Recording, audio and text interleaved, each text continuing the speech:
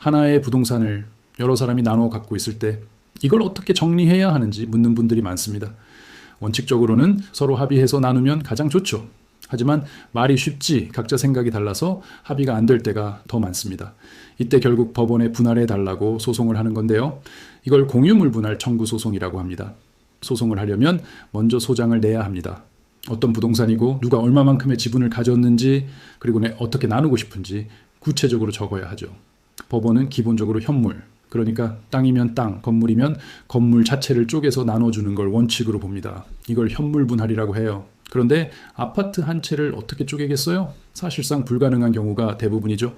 그래서 현물 분할이 어려울 땐 부동산을 경매에 넘겨서 팔고 그 돈을 지분대로 나누어 갖게 됩니다. 이걸 경매 분할이라고 하고요. 문제는 여기서부터 시작됩니다.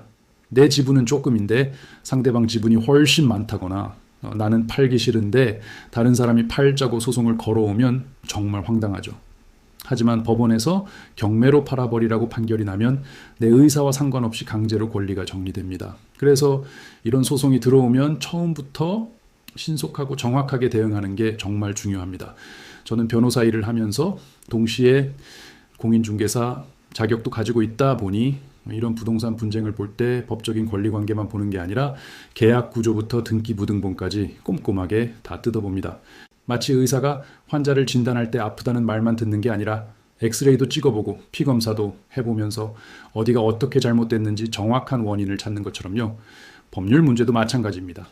겉으로 드러난 몇 마디만 듣고는 제대로 된 해결책이 나올 수 없어요.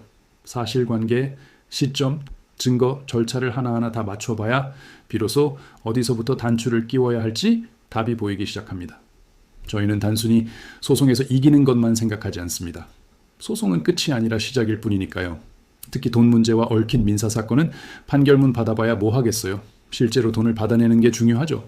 그래서 처음 상담할 때부터 이 사건이 강제집행까지 갔을 때 실제로 돈을 받을 수 있는 사건인지 아닌지를 먼저 따져봅니다. 처음부터 회수 가능성을 보고 사건을 설계하는 거죠. 이런 기준을 가지고 형사, 민사, 가사, 행정 사건 전반을 다루는 곳이 바로 법률사무소 아신입니다. 더 자세한 상담이 필요하시면 아래 설명글을 참고해 주세요.